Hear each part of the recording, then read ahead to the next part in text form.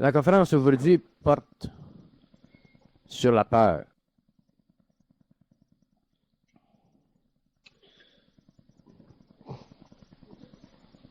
C'est un sujet qui est très, très vaste, la peur. Il y a énormément de choses à dire. Je ne peux pas en parler trop, trop longtemps pendant 4 heures. Mais je veux vous donner l'essentialité de ce phénomène humain, soit en fonction de votre psychologie présente ou en fonction de votre expérience future dans les années où certains parmi vous vivront de plus en plus la pénétration de l'énergie qui crée automatiquement des remous dans l'homme.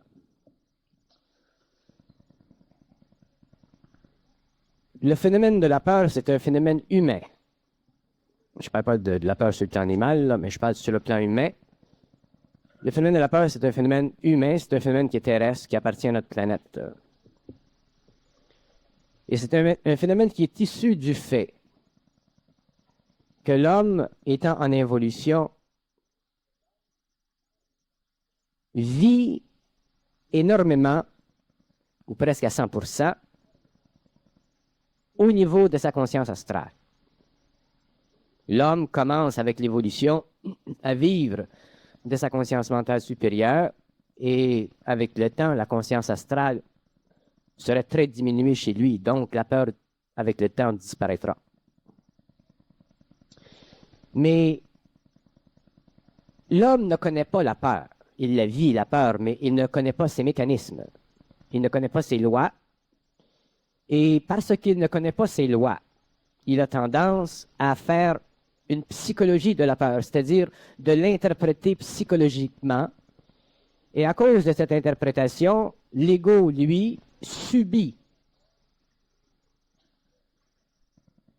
l'impression que son intellect lui donne, et l'homme, à cause de cette impression, au niveau de l'ego, souffre dans sa peur. Autrement dit, l'homme vit la peur subjectivement. Il ne la vit pas objectivement parce que les mécanismes de la peur ne lui ont jamais été expliqués. Si l'homme reconnaît aujourd'hui de plus en plus que l'ego, que sa conscience inférieure est le produit d'une subtile manipulation à partir d'autres plans, l'homme doit reconnaître aussi que la peur est le produit d'une subtile manipulation à partir d'autres plans. Donc, ce que l'homme devra comprendre au cours de l'évolution, c'est que la peur, ce n'est pas la faute de l'ego. Que la peur est une condition, une situation vibratoire créée chez l'homme pour son évolution. Il y a à la peur un côté négatif, il y a un côté positif. Il y a un côté positif dans ce sens que la peur sert, comme je l'expliquerai cet après-midi. Et il y a le côté négatif dans le sens que la peur, elle est réfléchie par l'ego, donc elle crée chez l'homme une impression qui diminue son être et qui fait ou qui donne à son être l'impression d'être peureux. Autrement dit, ne pas être capable de subir, de vivre objectivement, sans cette peur, une situation de vie quelconque. Si je dis que le phénomène de la peur est un phénomène que l'ego doit comprendre objectivement, c'est pour faire comprendre à l'homme que dans sa vie de tous les jours, que la peur se soit située sur un plan purement matériel, purement événementiel, ou que la peur se situe à un niveau beaucoup plus occulte, beaucoup plus subtil, en relation avec des percées vers lui d'activités invisibles, que ce soit sur un plan ou sur un autre, l'homme doit réaliser que la peur est l'activité de l'esprit à travers son ou sa conscience astrale. Si nous divisons l'homme simplement pour faire comprendre le plan d'explication, Si nous considérons l'homme comme étant une quantité matérielle, et ensuite l'homme étant une quantité astrale, et ensuite l'homme étant une quantité d'intelligence ou d'esprit, la peur est le produit de la descente à travers sa conscience astrale d'une énergie qui crée chez lui une réaction psychologique, émotive, alimentée par une mentation inférieure, et c'est ceci qui crée dans l'ego une réflexion qu'on appelle la peur. Donc, la peur chez l'homme n'est pas comprise mécaniquement, elle n'est pas vécue objectivement, elle est interprétée subjectivement et suggestivement par l'ego. Donc, l'ego qui vit la peur se sent diminué dans son intelligence et automatiquement alimente par ses pensées et ses émotions cette énergie au lieu de la tuer dans l'œuf, c'est-à-dire de la vivre d'une façon objective pour renforcer son mental, neutraliser son émotivité et éventuellement, au cours des années, en arriver à ne plus avoir de peur, ne plus souffrir de la peur, que ce soit sur le plan événementiel de tous les jours ou que ce soit sur le plan très, très poussé de la pénétration des forces occultes dans le monde de la matière. Pour que l'homme évolue vers les mondes, vers les éthers, pour que l'homme ait accès un jour aux éthers, il faut que l'homme soit préparé aux éthers. Donc, la peur est l'outil ultime servant à préparer l'homme aux éthers. L'homme étant un être limité dans sa sensorialité par ses sens, n'étant pas d'habitude à reconnaître les éthers, n'ayant pas l'expérience des éthers, n'ayant pas l'expérience de la multidimensionnalité de sa conscience, doit être habitué par son esprit à vivre la peur objectivement jusqu'au jour où, étant suffisamment balancé dans le corps émotionnel et dans le corps mental, même sur le plan physique, il ne puisse plus souffrir de la peur. Donc, dans un volet, la peur est essentielle à l'évolution. La peur est servie pendant l'évolution à raffiner et à perfectionner chez l'homme des mécanismes. Donc aujourd'hui, l'homme moderne n'a plus peur de certaines choses, comme le type qui vit en Polynésie, qui a peur du vent, ou qui a peur des animaux, ou qui a peur du tonnerre. L'homme moderne est devenu plus intelligent et s'est perfectionné, et il n'a plus ses peurs. Mais il a d'autres peurs. Et l'homme ne s'en va pas vers une expérience planétaire qui sera de moins en moins apte à lui créer de la peur. Au contraire, l'homme s'en va vers une expérience planétaire où il sera amené à dépasser l'expérience purement événementielle, matérielle des éléments qui affectent son être, pour l'amener à vivre en contact avec d'autres événements qui ne sont pas matériels, mais qui sont beaucoup plus réels que le matériel et qui ont un impact sur sa conscience beaucoup plus frappant, parce que ces événements sont régis par des lois qui sont autres que les lois de la matière. Donc, l'homme doit être amené à comprendre le mécanisme et les lois de la peur pour pouvoir éventuellement être capable de subir astralement la percée de l'énergie de son esprit, de l'intelligence, et ne pas succomber à la réflexion de son ego quand ces événements se produisent dans sa vie. La psychologie moderne n'a pas de compréhension de la peur, elle n'a que des explications de surface. L'homme a besoin d'explications de fond. C'est-à-dire que l'homme doit un jour, par sa propre expérience, moi je vous en parle, mais c'est dans votre expérience que vous comprendrez ce que je dis, l'homme doit un jour réaliser de lui-même et par lui-même, et ceci c'est vibratoire, ce n'est plus psychologique, que la peur, ça n'existe que lorsque l'on a la capacité d'avoir peur. Et la capacité d'avoir peur, elle est directement liée à la structure de notre psychisme, de notre façon de penser et de notre façon de réagir émotivement.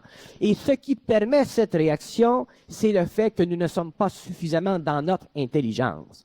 Autrement dit, la peur, c'est le produit de l'ignorance humaine, c'est-à-dire que la peur, elle est proportionnelle au manque de contact entre l'ego et son intelligence. Mais si je parle de l'ego, je peux l'expliquer d'une autre façon. Je peux dire que l'ego de l'homme, c'est le rapport proportionnel de l'énergie entre le mental supérieur et son astralité. Autrement dit, l'ego, la manifestation de ce que nous appelons l'ego, c'est la proportionnalité qui existe entre notre intelligence pure et notre intelligence ou notre conscience inférieure. Moins il y a d'intelligence pure, plus il y a de conscience inférieure, plus il y a d'ego. Plus il y a d'intelligence pure, moins il y a de conscience inférieure, moins il y a d'ego. S'il y a simplement ou seulement de l'intelligence pure, il n'y a plus d'ego, c'est-à-dire que il n'y a plus de possibilité de réflexion émotive et intellectuelle vis-à-vis un événement quelconque qui, chez l'homme, crée ce que nous appelons la peur. Pourquoi? Parce que l'intelligence étant instantanée, fait comprendre instantanément à l'ego la nature, la source, la raison et la condition de l'événement qui pourrait, dans un cas autre, créer la peur. Donc, l'ego n'a plus peur parce qu'il comprend de lui-même, de son intelligence, tous les aspects qualificatifs de l'événement qui crée la peur. Donc, l'ego devient automatiquement libre de la peur et automatiquement, l'ego n'est plus sujet à la violence qu'elle crée. La violence, c'est le visage opposé de la peur.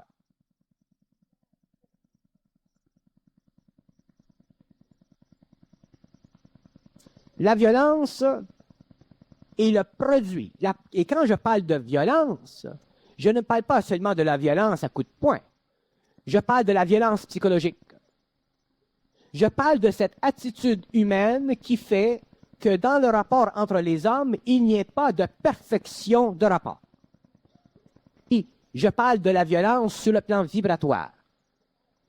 Je vais plus loin que simplement la violence psychologique qui est évidente à tous les hommes. La violence est le produit de la peur parce qu'elle est le produit de l'insécurité de l'ego et l'insécurité de l'ego est créée par le fait que l'ego est peureux. Il est peureux de quoi? Il n'est pas nécessairement peureux de l'homme, s'il est bien bâti. Mais il peut être peureux des forces en lui qui neutralisent son astralité parce qu'il ne les comprend pas. Donc, il peut, à son insu, être violent psychologiquement parce qu'il n'est pas suffisamment dans son intelligence pour pouvoir instantanément, dans toute ou n'importe quelle situation, contrôler l'énergie de son corps astral. Le corps astral de l'homme, tout le mécanisme de la forme, tout le monde de l'illusion, tout le monde de la subjectivité doit être contrôlé par l'intelligence de l'homme. Si cette énergie qui fait partie de l'homme, de ses structures psychiques, de son inconscient, n'est pas contrôlée par l'intelligence, l'homme, quelque part dans le temps, vivra la peur ou il créera chez les individus la violence qui, en eux, sera vécue comme de la peur. Autrement dit, de la peur, nous arrivons à la violence et nous revenons à la peur. C'est pourquoi la violence ne peut jamais résoudre les problèmes du monde parce qu'elle crée la peur. Si l'homme avait le pouvoir de voir dans les éthers, il verrait que l'astral planétaire, l'astral de toute la planète, est composé d'une énergie et que cette énergie, elle est remplie de peur. L'astral de la planète Terre est une atmosphère et nous vivons dedans. Et cette atmosphère est remplie de peur et c'est pourquoi l'homme est incapable de voir dans l'invisible. Autrement dit, ce qui empêche l'homme de voir dans l'invisible comme il voit dans la matière, c'est la peur. La peur qui existe à l'échelle planétaire, en tant qu'énergie, en suspension, et sa communication, sa relation avec l'homme astralement.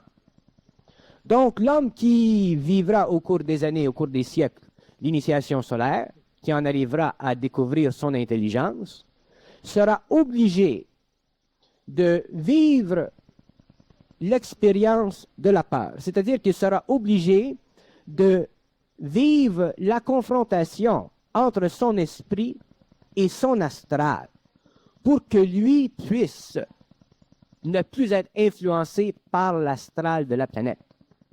Et à ce moment-là, l'homme pourra commencer à voir dans l'invisible. L'homme verra dans l'invisible lorsque le voile de son astralité sera déchiré. Et à ce moment-là, il pourra facilement voir à travers l'astral planétaire et voir automatiquement dans les terres de la planète. Alors, le phénomène ou le problème de la peur est un problème mondial, c'est un problème aussi individuel, mais c'est plutôt sur le plan individuel que je veux en traiter parce que c'est plus près de nous. Quand je dis que l'homme doit apprendre à ne pas se culpabiliser de la peur, je dis trois choses. Je dis d'abord que la peur est créée en lui, par des forces en lui qui veulent l'amener à un plus haut niveau d'évolution. Deuxièmement, que la peur, elle est nécessaire parce qu'elle convient à sa protection. La peur, c'est une énergie, c'est une expérience qui protège l'homme. Si l'homme n'avait pas de peur, il deviendrait très, très agressif. Et collectivement parlant, les hommes se détruiraient. Donc, la peur est un mécanisme qui sert parce qu'elle empêche l'homme de trop descendre dans les bas-fonds de sa conscience animale. Alors, la peur protège l'homme contre la violence des autres hommes et elle protège aussi l'homme, dans un troisième temps, contre le choc éblouissant de la lumière de son esprit. L'homme n'a aucune responsabilité psychologique vis-à-vis son comportement subjectif. Et quand je dis que l'homme n'a aucune responsabilité psychologique vis-à-vis son comportement subjectif, je dis tout. Et dans le domaine de la peur, dans le domaine de l'expérience de la peur, c'est très important parce qu'il y a beaucoup de monde, beaucoup de personnes qui vivent dans la peur, qui ne comprennent pas la peur, qui sont exposés à la peur et qui se culpabilisent de leur peur et qui ne sont pas capables de la vivre objectivement et de réaliser quelle est là cette peur pour quelque chose. La psychologie contemporaine a tendance à vouloir expliquer à l'homme sa peur pour qu'il n'en soit plus victime. Sur le plan des relations humaines, ça peut aller, ça sert. C'est une science qui est opportune. Mais sur le plan occulte, ça prend autre chose. Autrement dit, lorsque la vibration de l'intelligence pénètre et traverse la conscience astrale de l'homme, l'homme qui va vers une initiation, et les hommes découvriront s'ils vont vers l'initiation selon leur propre expérience, il n'y a aucun remède contre la peur. Il y a remède contre la peur psychologique, mais il n'y a pas de remède contre le choc de la peur créé par l'intervention de forces supérieures à travers l'astral humain pour l'élévation de sa conscience en détruisant, réduisant le pouvoir de sa conscience astrale sur son ego. Donc, viendra un moment dans la vie de l'homme, et le moment dans la vie de l'homme, il est marqué pour chaque individu, où il vivra la peur. Mais l'homme doit être expliqué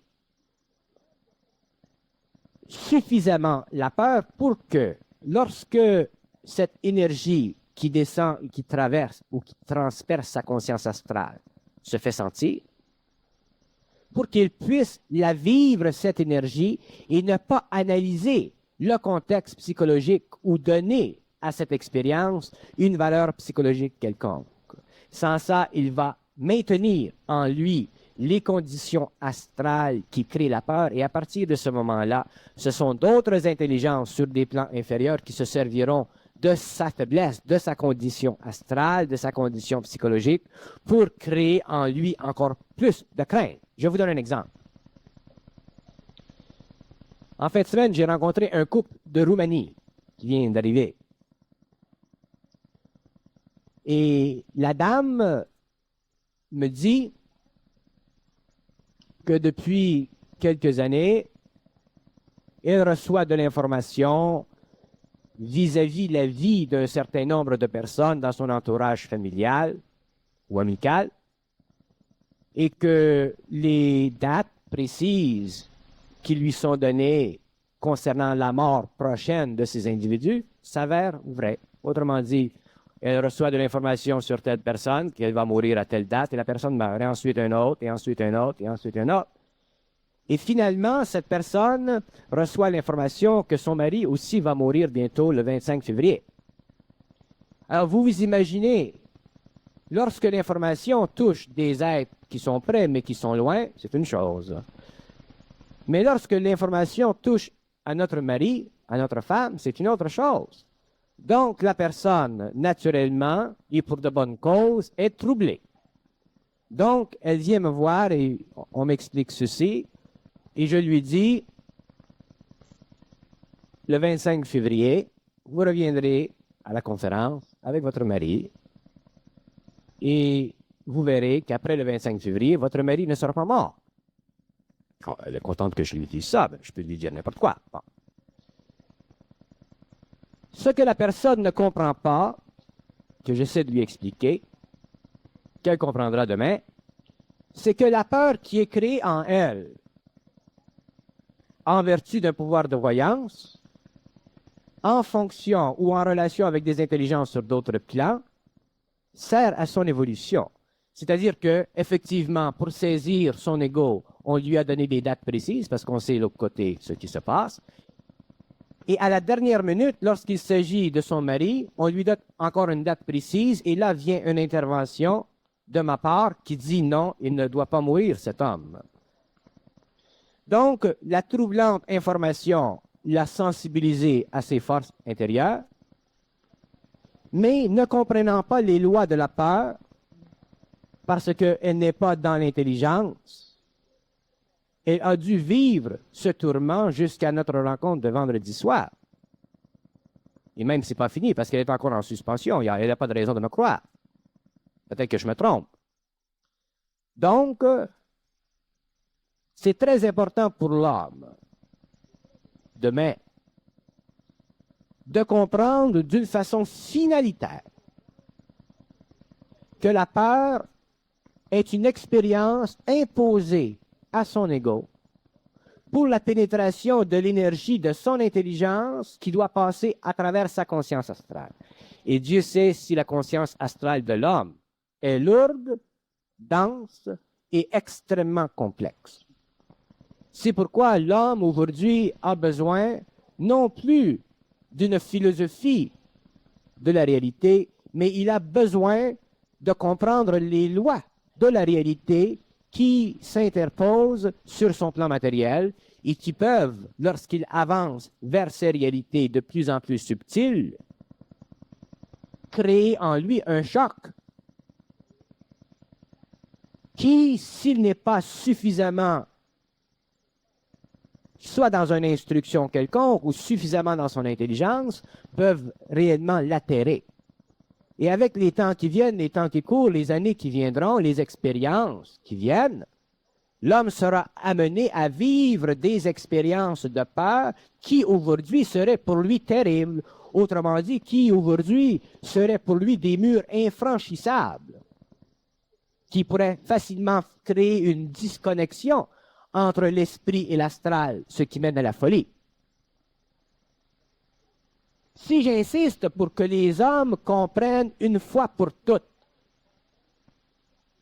que la nature de l'esprit, la nature de l'astral, ne peut pas être comprise par une psychologie ou une philosophie planétaire de l'involution, et que ces mécanismes ne peuvent être compris que par une science mentale qui peut expliquer d'une façon parfaite la relation entre les différents plans de conscience de l'homme pour que l'homme, au niveau de l'ego, cesse une fois pour toutes de s'emmerder.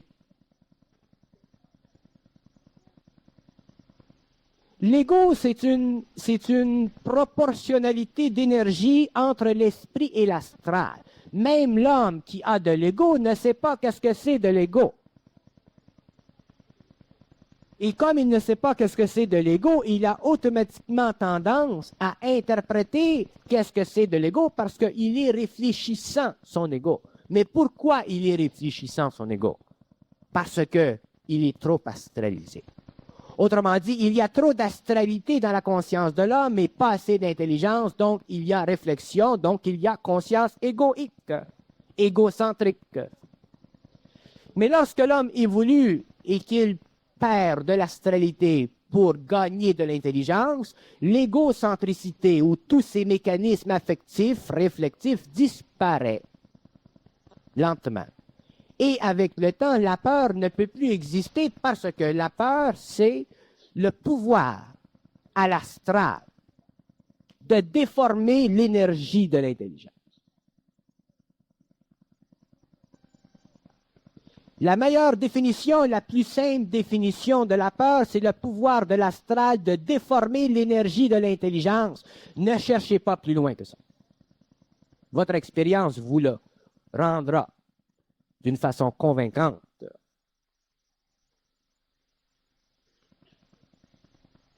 Mais si on n'explique pas à l'homme, si on ne dit pas à l'homme ces choses, il ne peut pas penser à ces choses. On ne peut pas penser qu'est-ce que c'est de la peur. On peut interpréter de la peur, mais on ne peut pas penser qu'est-ce que c'est de la peur parce que de la peur, c'est un phénomène extrasensoriel, suprasensible, mais amené à un niveau de perception qui convient à la psychologie de l'homme. Mais ça va beaucoup plus loin que ça.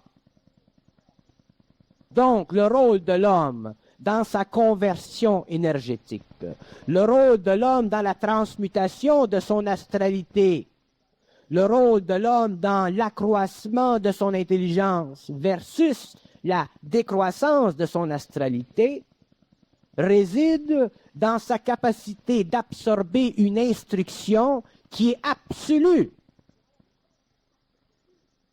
Et quand je dis que l'instruction, elle est absolue, je dis que l'instruction vient de l'intelligence, elle ne vient pas de l'astral. La qualité absolue de l'instruction n'a rien à faire ou n'a rien à voir avec ma personne. Elle a à faire et elle a à voir avec la source, sa source. Et l'homme doit un jour en arriver à percevoir absolument tout ce qui fait de lui un être humain et tout ce qui rend sa vie plus ou moins équilibrée. S'il n'est pas capable de percevoir absolument, c'est qu'il n'est pas dans son absolu, donc il n'est pas dans son intelligence, donc il y a trop de relativité en lui, donc il y a trop d'astralité mélangée avec son esprit. Il est évident que si nous entrons dans un cycle d'évolution, que l'énergie de l'esprit doit percer, transpercer totalement l'astral de l'homme. Et si on me demande, comme souvent Glenn va le faire, quelle est la différence entre ce qu'il appelle ses élus et les autres, là? C'est justement cette capacité de subir cette pénétration à travers le corps astral. Et la descente de l'énergie aujourd'hui à travers les hommes dans le monde se fait selon des lois qui sont universelles et qui tiennent pour tous les hommes.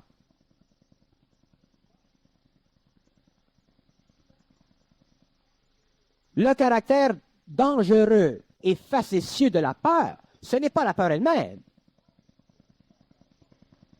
C'est le fait que nous l'interprétons, c'est le fait que nous ne connaissons pas ces mécanismes, c'est le fait que nous ne savons pas pourquoi elle est placée en nous en tant qu'expérience. Et automatiquement, qu'elle nous force en tant qu'ego de réfléchir sur elle, et donc automatiquement de nous diminuer devant elle. Exemple. Vous allez dans un bar, vous rencontrez quelqu'un, il y a altercation entre vous et ce bonhomme, vous recevez un coup de poing sur la figure, vous tombez par terre, vous avez peur de vous relever et de lui casser une bouteille sur la tête, donc vous retournez chez vous avec la queue entre les deux jambes, et qu'est-ce que vous faites? Vous interprétez votre expérience et vous dites « Ouais, j'étais un lâche ». Mais vous ne savez pas que cette expérience a servi pour vous protéger contre des coups qui auraient été plus difficiles si vous vous étiez relevé. Je vous donne un exemple. Autrement dit, j'essaie d'enlever à l'ego son interprétation de la peur pour lui faire connaître l'importance de la vivre objectivement. Donc, si vous vous faites casser la gueule dans un club et que vous tombez par terre et que vous êtes suffisamment conscient de ce qui se passe, il y aura chez vous changement vibratoire dans le corps astral. Donc, que vous vous fassiez casser la gueule, c'est très bon.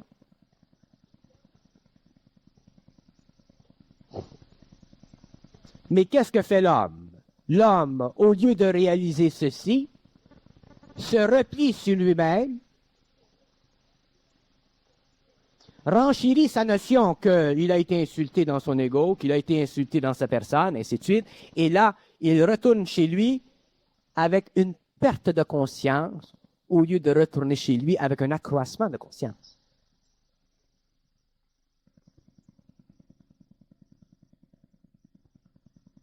Moi, je me suis fait frapper à la figure une fois sur la rue et j'ai tombé par terre. Et quand j'étais par terre, j'ai dit, qu'est-ce que je fais là? Et on m'a répondu, reste là, prends le choc. C'est très bon pour le changement de tes corps. Lorsque l'homme est dans son intelligence, il comprend instantanément l'expérience de la peur. Lorsque l'homme n'est pas dans son intelligence, il interprète la peur et automatiquement il la couvre. Et automatiquement, il cherchera à la décupler. Et qu'est-ce qui se produit? C'est que de la peur viendra la violence. Le type voudra se revancher. Et ça continue comme ça. Et il demeure dans cette vibration pendant des années, des années, des années, des années. C'est très important pour l'homme de comprendre que la peur lui est imposée et que toute situation de vie est bonne. Et Dieu sait si l'esprit est suffisamment attentif aux événements de la vie pour nous créer des situations qui nous déboussolent égoïquement. Mais il est là le jeu. Pourquoi nous ne sommes pas avertis des événements pour que nous puissions en subir le choc? Si nous étions avertis des événements, si vous étiez avertis que demain après-midi à 2h30, vous allez vous faire casser la gueule, vous arriveriez sur la situation ou sur le terrain avec des gants de boxe déjà tout préparés. Alors, ça servirait aucunement à rien.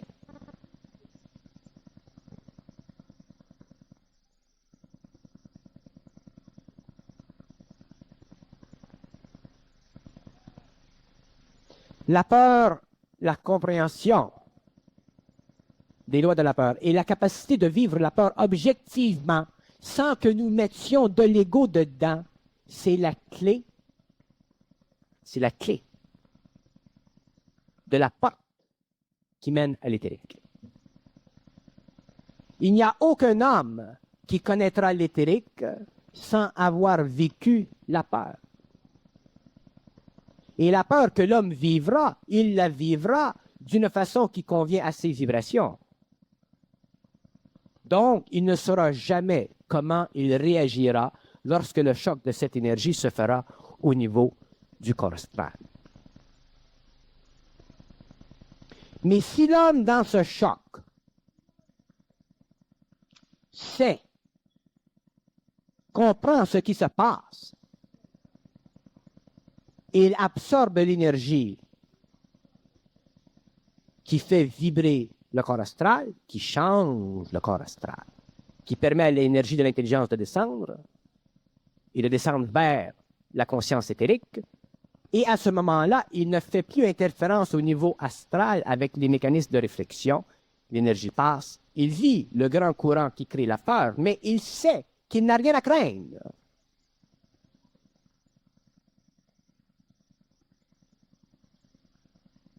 Les gens qui se dédoublent en astral, qui vont en astral pour la première fois, savent, connaissent cette peur de sortir de leur corps matériel. Et qu'est-ce qui se produit lorsqu'ils prennent conscience qu'ils sont sortis de leur corps matériel? Il se produit la peur, et qu'est-ce qui se fait ensuite? Ils reviennent dedans. Donc, la peur est un mécanisme qui, s'il n'est pas compris, s'il n'est pas saisi, empêche la descente de l'énergie de l'esprit à travers l'astral.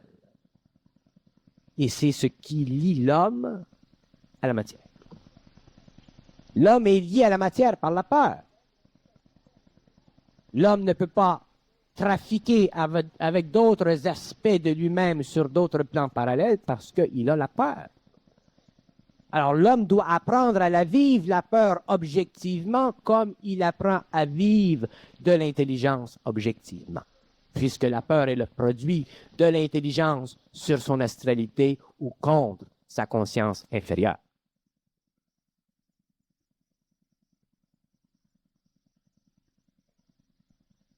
Il n'y a pas de honte dans l'expérience de la peur, mais il peut y avoir de l'ignorance.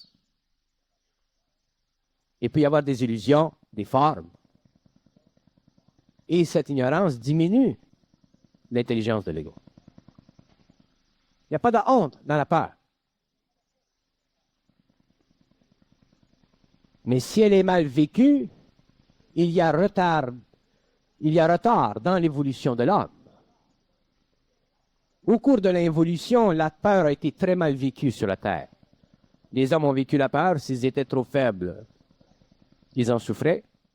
S'ils étaient forts, ils l'utilisaient et automatiquement, elle devenait violence. Donc, la peur au cours de l'évolution, bien qu'elle se soit réajustée avec les mœurs, avec la civilisation, est demeurée. Et aujourd'hui, dans le monde, la peur existe. Elle existe chez les hommes. Et lorsqu'elle est manifestée dans une société où il y a de grands changements qui perturbent possiblement son présent et son avenir, l'homme sent la crainte de l'avenir, sent l'instabilité du futur, et il vit encore de la peur qui devient, sur le plan psychologique, une certaine anxiété. Pourquoi? Parce qu'il n'est pas dans son intelligence.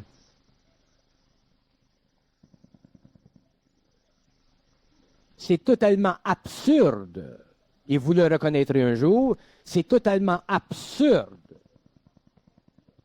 d'avoir conscience subjective d'avoir peur. C'est normal d'avoir peur. C'est normal de vivre la peur lorsqu'elle vient. Et c'est bon de la vivre objectivement, la peur. Et un homme qui vit objectivement la peur devient automatiquement plus intelligent et automatiquement diminue le potentiel de son retour. Donc, éventuellement, la peur ne peut plus exister dans l'homme. Mais il faut qu'il la vive pour qu'elle s'éteigne. Et elle s'éteint lorsque une suffisance d'événements reliés à la pénétration de l'esprit dans le corps astral se fait sentir au cours des années.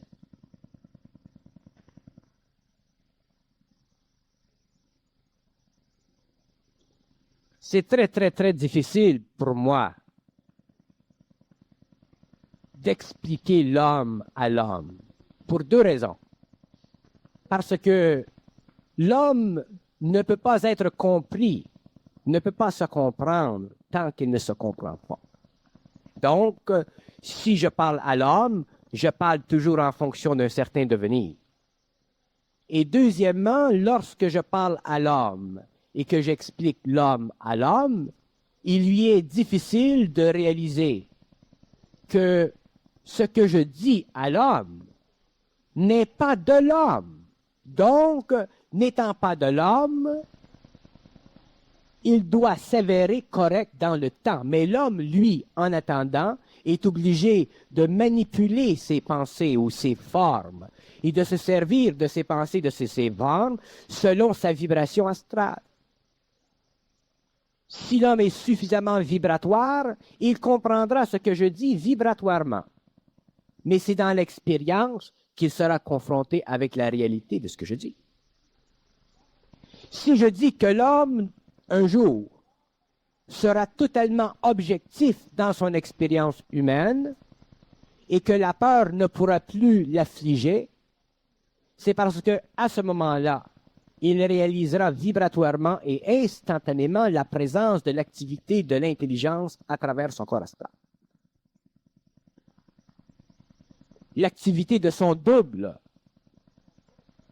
Parce que c'est le double de l'homme qui est l'agent perturbateur dans sa vie sur le plan de l'évolution.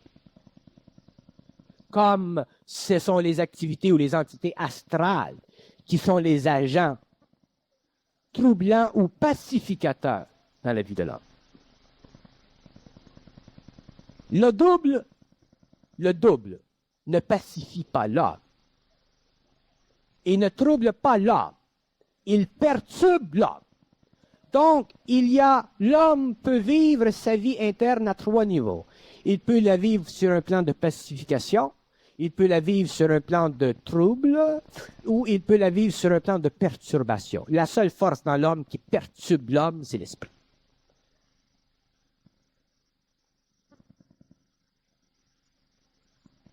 Si l'homme est en contact avec des forces astrales, des entités dans l'astral, ces entités peuvent le pacifier ou elles peuvent le troubler. Le troubler peut mener à la folie, ou le pacifier peut le rendre à une très haute spiritualité. Mais si l'homme est en contact avec l'esprit, il sera perturbé dans son astralité et ce qui était avant pour lui pacification ou ce qui était pour lui avant trouble sera éliminé. Parce que la fonction de l'esprit, ce n'est pas de pacifier ou de troubler l'âme, c'est de perturber ses corps à un tel point qu'un jour, il n'ait plus besoin d'être ni pacifié, qu'il ne puisse plus un jour être troublé parce que tout aura été perturbé.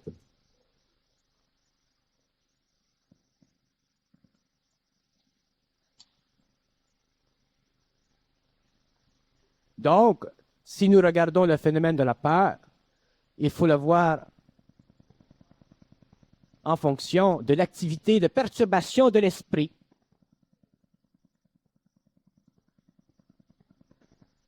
Et comme tous les hommes ont de l'esprit, tous les hommes sont capables de vivre leur peur objectivement. Si les hommes n'avaient pas d'esprit, les hommes seraient obligés de vivre leur peur subjectivement et elle serait permanente, cette peur, parce qu'elle serait totalement le produit d'une domination astrale chez l'homme. Mais l'esprit de l'homme, ce n'est pas une force dominatrice.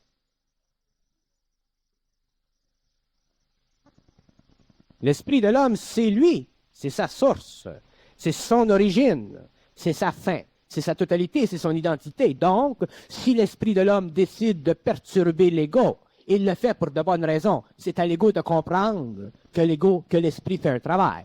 Donc, c'est à l'ego de saisir et de réaliser que la peur n'a rien à faire avec lui, que la peur est le produit de la descente de l'esprit à travers son astral pour décomposer atomiquement cette énergie pour qu'un jour il puisse vivre simplement de l'esprit, pour qu'un jour il puisse entrer dans les mondes parallèles où il sera en esprit et où il ne sera plus ni pacifié illusoirement et ni troublé en délusion par l'astral.